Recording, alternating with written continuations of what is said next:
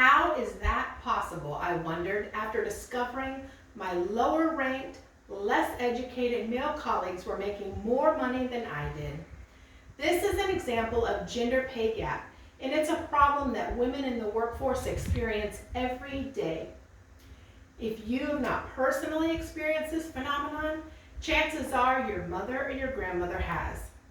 It's up to each one of us as future leaders in our industry to put a stop to this antiquated and unfair practice so that it is no longer a problem for you too.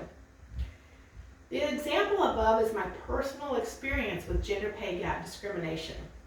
Ironically, I discovered the pay gap after successfully negotiating bonuses for myself and 4 male supervisors. While this scenario occurred more than 15 years ago, little has changed to close the pay gap since.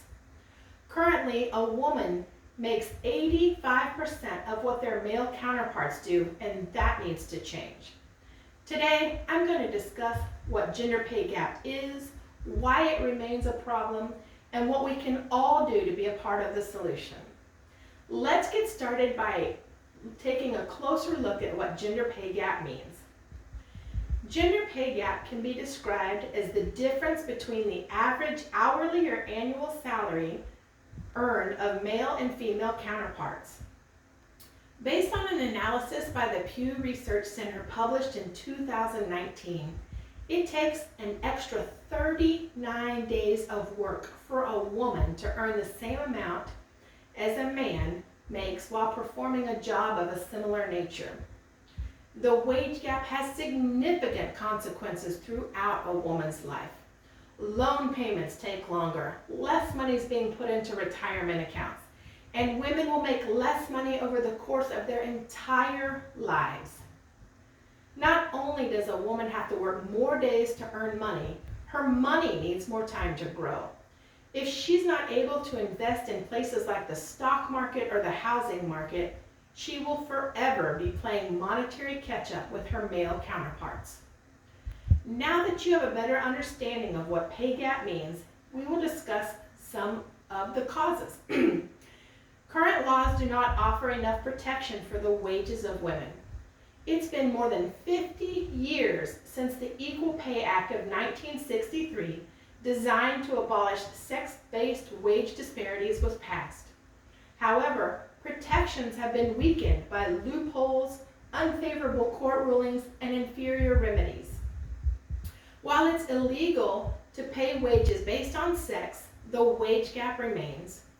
According to an article written by the National Women's Law Center in May of 2012, if a woman sues for pay gap discrimination, she must first identify a male counterpart who earns more money than she does before the employer has to even offer a defense. This puts a significant amount of burden on the female employee, as wages are often kept secret and are not easily accessible. The woman has generally discovered the wage disparity by accident. If she's unable to do this, the case ends. Now that we've discussed some of the reasons the pay gap remains a problem, I want to talk about solutions. A workplace can only be truly inclusive if there's pay equity. While the pay gap remains stubbornly difficult to close, there are many things that can be done to improve this situation. Human resource departments can start by performing annual pay audits and rectifying any pay disparities. In addition, companies can be transparent about their wages and encourage dialogue about how compensation is decided. According to an article written by the Center of American Progress in April 2007, women spend a larger portion of their earnings on consumption, which in turn boosts the economy.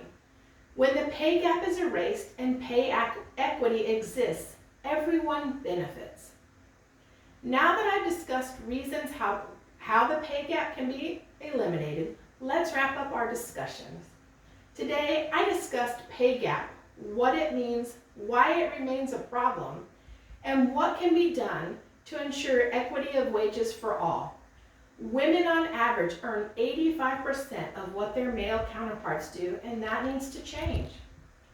15 years have passed since I discovered the pay gap at my place of employment. While gender pay gaps still exist today, you can prevent it from being a problem for you too.